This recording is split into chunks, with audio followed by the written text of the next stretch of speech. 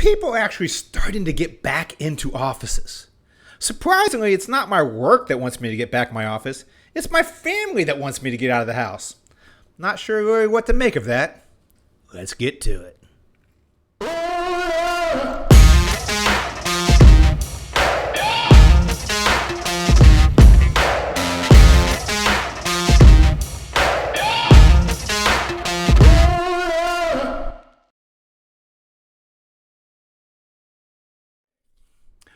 Welcome.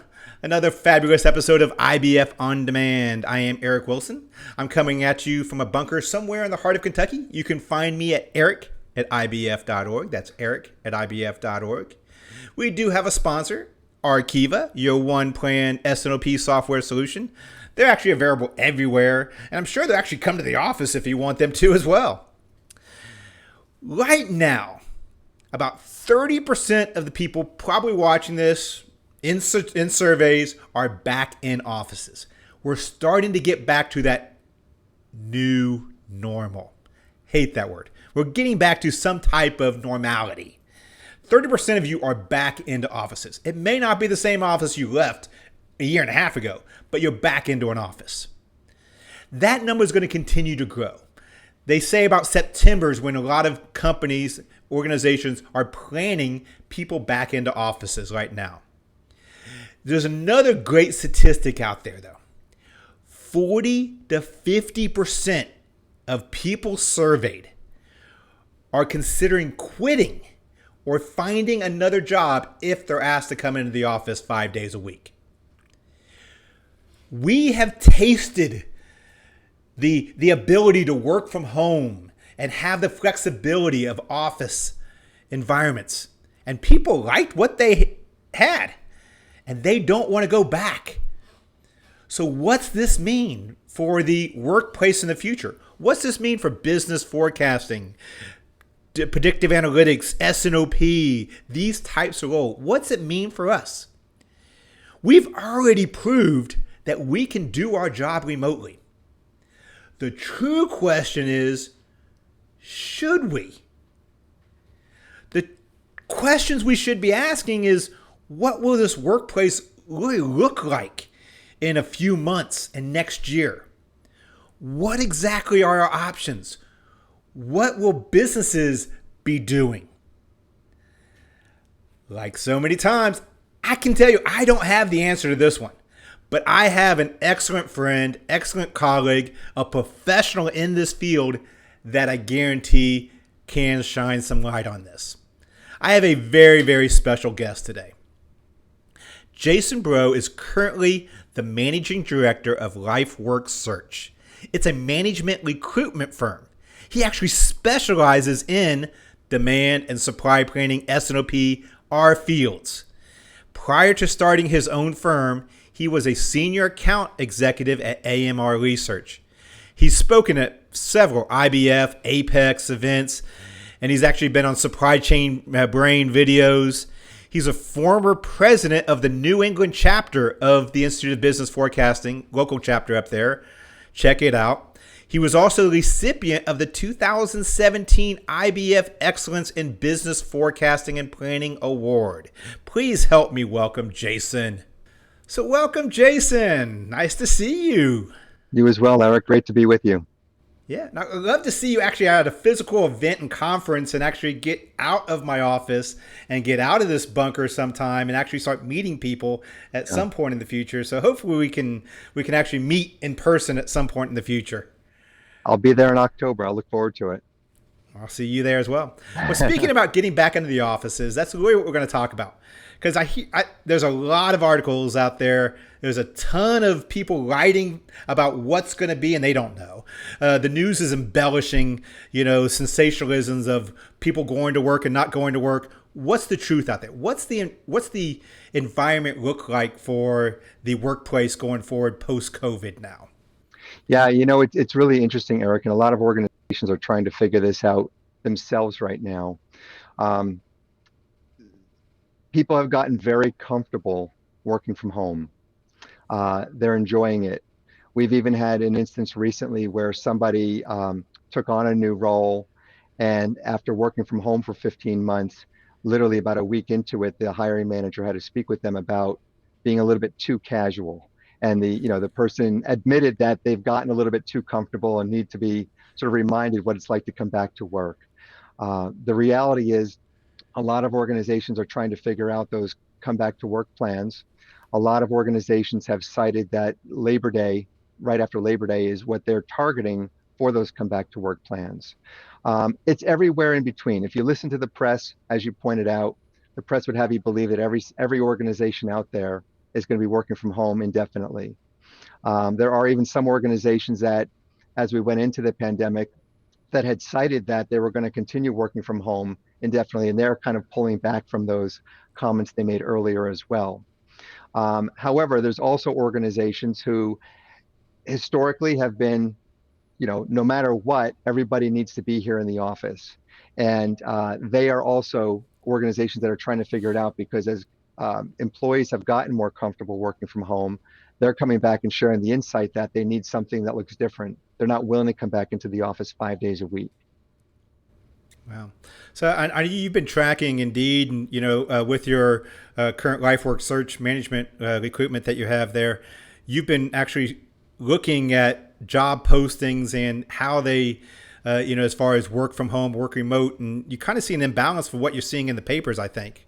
Absolutely. Since you and I talked a month ago nearly about doing this podcast, we started tracking specifically with, the job postings. So all postings, the medium we used was Indeed, and we looked at all demand planning, supply planning, and sales and operations planning roles. In total, there were 373 new jobs posted over the last 4 weeks at all levels.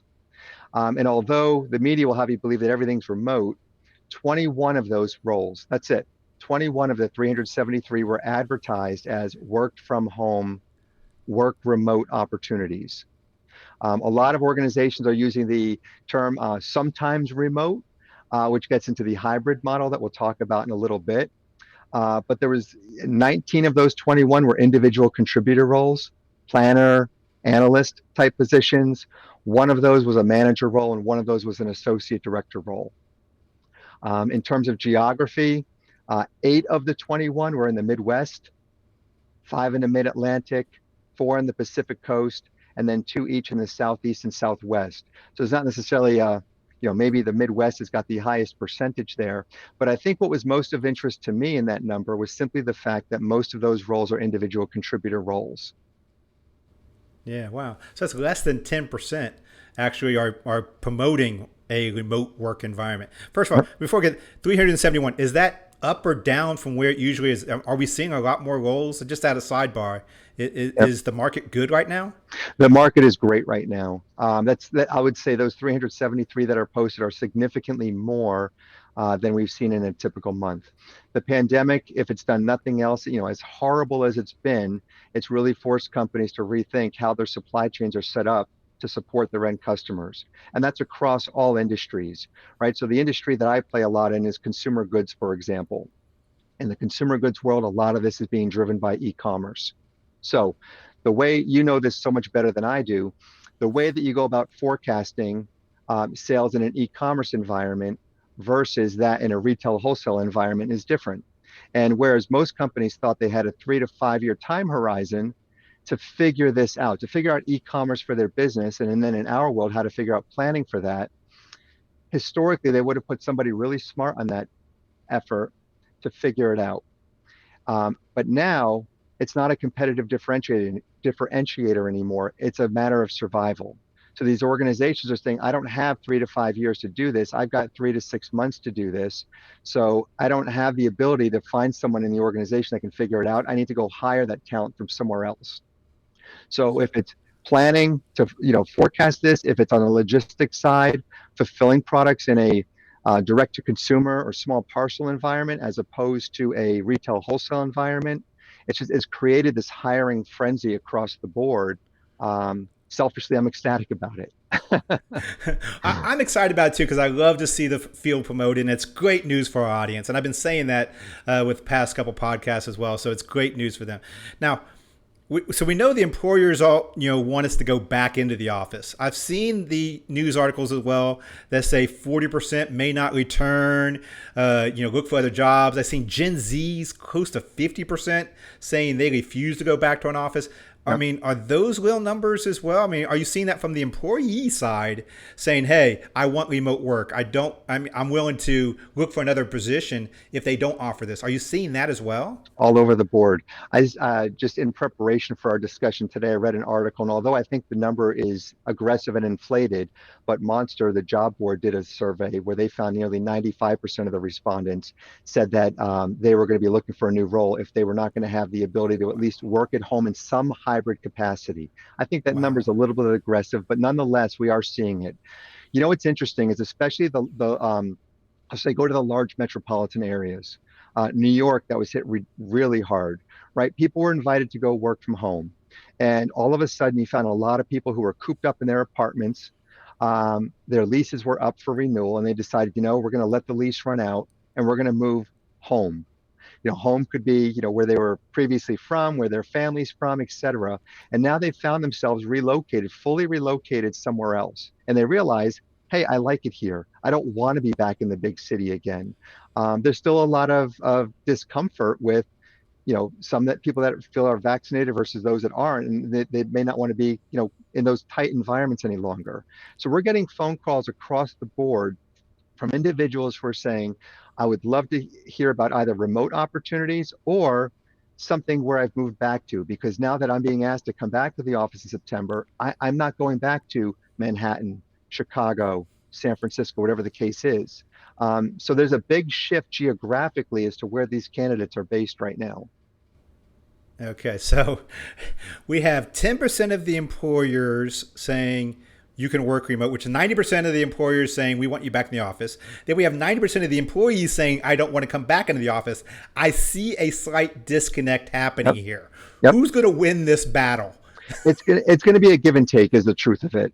I would tell you there's quite a few clients that we work with, or manufacturing organizations who historically have said there's no way in heck, we'll give you the flexibility if you have a doctor's appointment, if you have a child's event you've got to go to, if you need to work from home on a day here or there. In the past, that was acceptable. That's what they considered flexibility.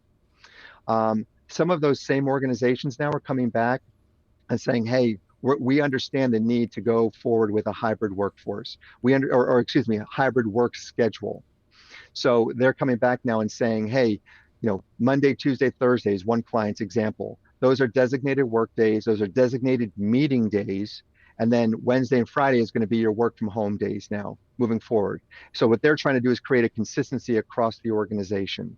I think most organizations realize that there's a need to come up with some form of hybrid work scheduling, not just flexibility, but hybrid scheduling that becomes a part of the business itself, right?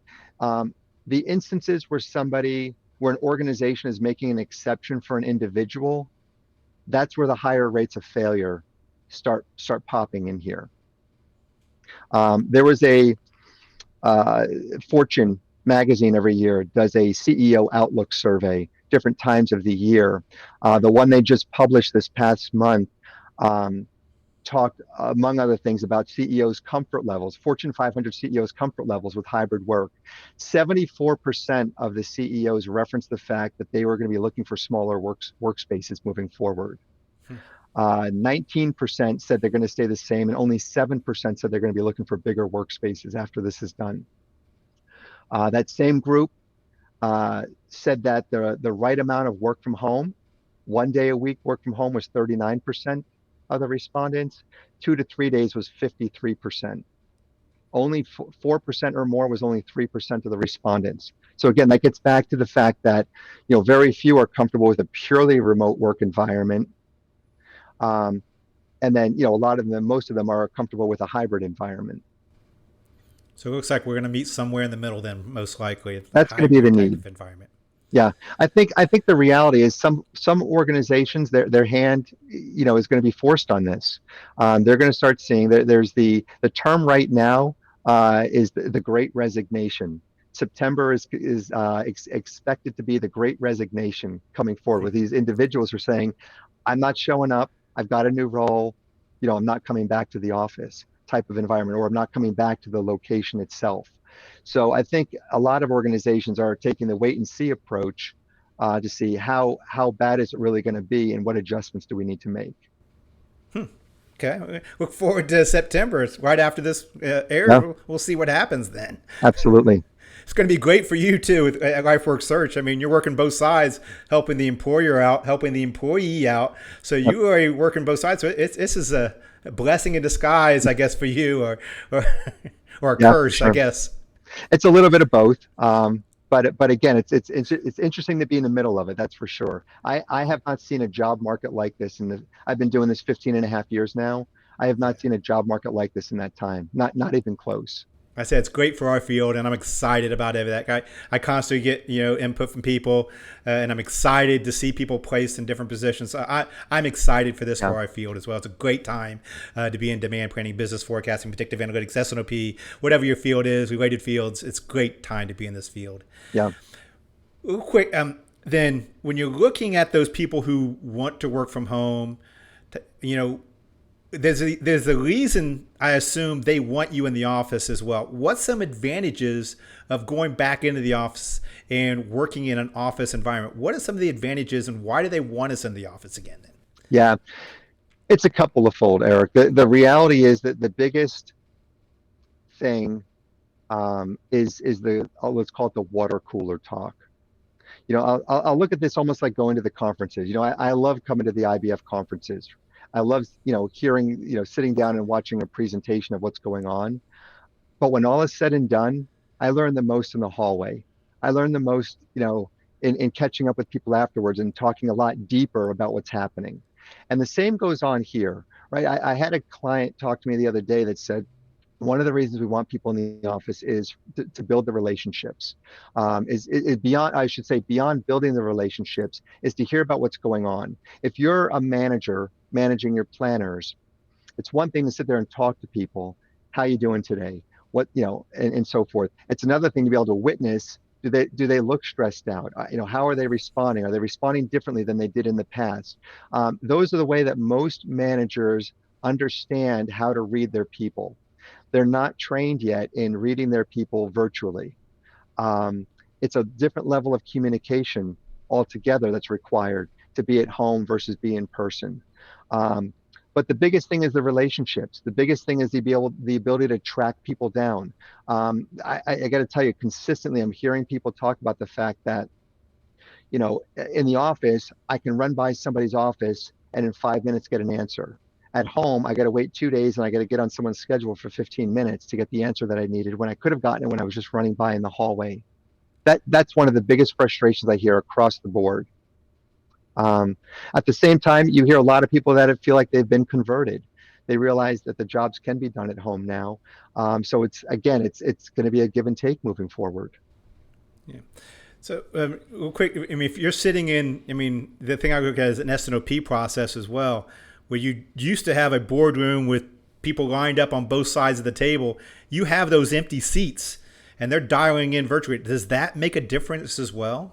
Here's what most people have told me is that it makes a difference if you're the odd person out, right? It works today. So many people have said, hey, this work from home thing works great. Through the pandemic, our business has continued to grow. We've been efficient with our meetings, et cetera, et cetera. The comment I'm getting from most hiring managers right now is to say, listen, this works well when everybody's not there. But if sales and marketing and finance are all in the room together and demand planning, for example, is the odd person out, is it as effective? And that's where the biggest concern comes in. When we get back to a hybrid model, those organizations that are saying, hey, you go and pick the 2 or 3 days you're not here. If you got half the people in the room and half the people not there, the concern is that the people that aren't there in the room are going to be missing out, whether it's being part of the conversation or whether it is that side talk that happens after the meeting is done. So ultimately, I, we may be at a disadvantage if you're the one who decides to work remotely because you have the opportunity, but the other 80% of the people are in the office. You may be at the disadvantage, not getting the FaceTime, not getting the the ability to have those conversations, you may be at the disadvantage then. 100%. I had a comment from a hiring manager the other day who shared that they had just gone through an S&op meeting, and it was a pretty heated discussion. I'm sure most people have seen heated discussions in S&op We've had meetings, those in right? S&OP Yeah, processes. Yes, that happens on occasion. once in a while. Um, but it got ugly, is how he put it. And he said, fortunately, we were all in the room because when the meeting was done, the two people that pretty much were going at each other's throats, he witnessed them after the meeting, pull each other aside, had a little bit more of a discussion about what really happened, what was really going on behind the scenes that had them as passionate about whatever their decision was. And he said he physically witnessed them walk out of the room good. They were good with each other. Now they understood each other better.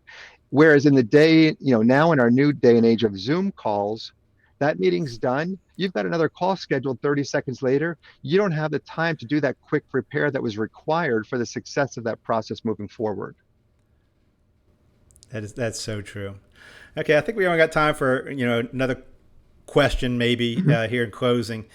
When you're looking at this resignation day, marching towards this resignation day coming at us, you have the employee out there that's listening to this or watching this podcast right now. Is this the time with the market and everybody going into the market and resigning? Is this the time for them to say, hey, I should evaluate where I'm at, what I'm doing? Is it too crowded now? What's the person just trying to figure this out going into September? What should they do? Yeah. So there's a couple of fold. It's not as simple as a one answer fits all, Eric.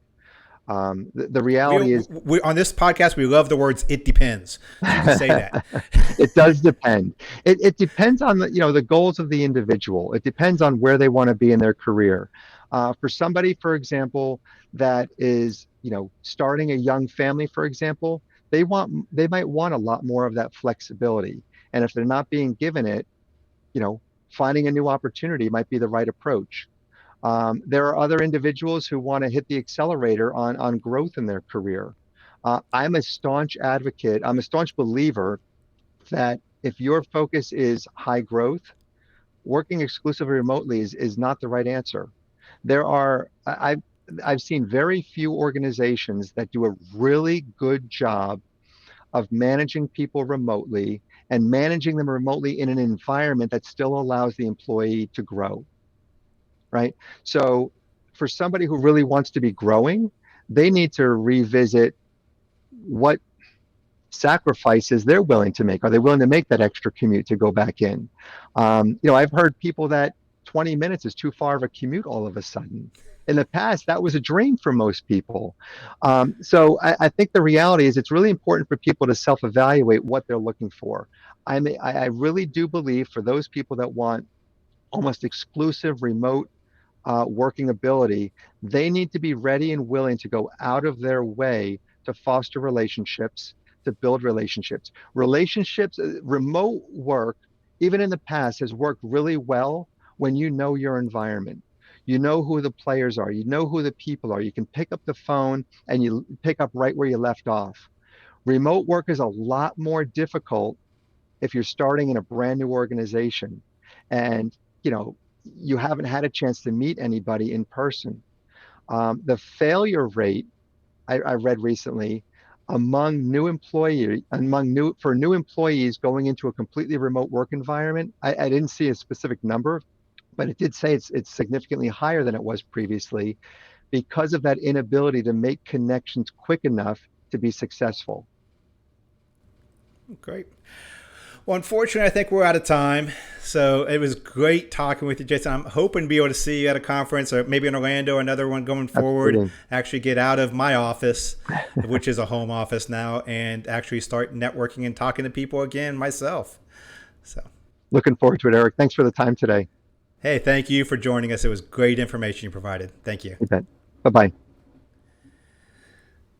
There was a lot of great information in that what Jason just provided.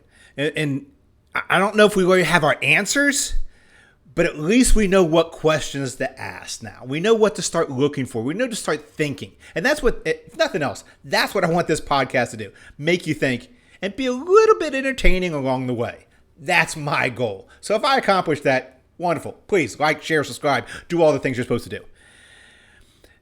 What I want to kind of leave you with now is kind of my parting thoughts on working from home, how to make that a better environment for you. My current role, Director of Thought Leadership, fancy title, Director of Thought Leadership for the Institute of Business Forecasting. It is a remote job. I can do it anywhere now. I've been working from home now for quite a while, so I understand a little bit about that environment, how to adapt to that environment. Here's just my thoughts, my parting thoughts on making that environment a little bit better for you if you have to work in work. Because face it, we will have an environment that's probably a hybrid going forward. Working from home. First, separate your working environment from your living space. You don't want to set up your computer at your kitchen table or sitting on your couch with Netflix and Tiger, whatever his name is, going on in front of you. You want to separate your environment, your work environment from your living space environment. Mentally, it's important. Mentally, it gets you in the right mindset when you're sitting down at your desk in your workspace. Mentally, it helps you when you step away from that, go to your living space to kind of leave that mentally behind as well. It's important to separate those two environments, your living and your work environment. Keep a schedule. Get up in the morning, get your shower at your normal time, get to your desk, look at your emails if that's the first thing you do at the same time every day. Get a schedule. Keep your schedule. Write it down if you need to. Put it in Outlook, put it in Google, whatever you need to do. Set a schedule. Put reminders, but set a schedule and keep that schedule on a daily basis as well. Dress for work. Get out of those pajamas. Actually dress as if you're going into work. Once again, it helps the mindset. It helps set you prepare for a work day and a working environment. Digital detox every now and then. This is important as well. We're sitting in front of screens. We're sitting in front of our cell phones. We need to digitally detox. We don't have that drive time. I used to work an hour away from home every day, and it was great. That drive was I enjoyed that drive because it allowed me to detox away from any types of screens. I would just had the windshield in front of me. You really need that time to digitally detox. Schedule that time as well in the evenings, mornings, whatever you want, to have that opportunity to put down the phone, close the computer, laptop, and actually have some time in your head or with a book. I got a great book, by the way. It's called Predictive Analytics for Business Forecasting. Pick up a book. Pick up my book. Last, specifically for our field, I want to kind of leave you this. When you're looking at collaboration, communication, transparency, the key things in our field that I keep hyping on, the key things that we address, those become even more important when you're away from the office, when people are separated. When it comes to communication, it's true. Over communication is not. You can't communicate enough. That's what I'm trying to say. Enough time communicating here, but what I'm trying to say is you cannot over communicate. Schedule time for those water cooler conversations. Those were great when you were in the office and you had those hallway conversations that, hey, I see this out as an outlier. Can you tell me about this? And we had some great hallway conversations. Schedule those hallway conversations. Schedule a 15-minute call with the VP of sales or the director of marketing. Schedule a 15-minute, just a touch base. I don't have an agenda for it. I just wanted to chat every week, every 2 weeks. I wanted to make sure that we touch base. Schedule those water cooler or hallway type discussions. Check in with coworkers frequently. And guess what? If you're an introvert like me, believe it or not, I am an introvert. If you're an introvert like me, make the phone calls, not the emails. Force actual conversations, not just a one-sided email and then wait for a response. Have actual conversation. And this is important as well. Put on your video. Don't just do a phone call. Have a video call. Face-to-face is important. That's why you're watching this video opposed to just listening to a podcast. Okay, I guessed you. 2/3 of you are actually listening to this podcast. So, but the other 1/3 of you that tuned into YouTube, great, because you want the video interaction. The same way with the calls.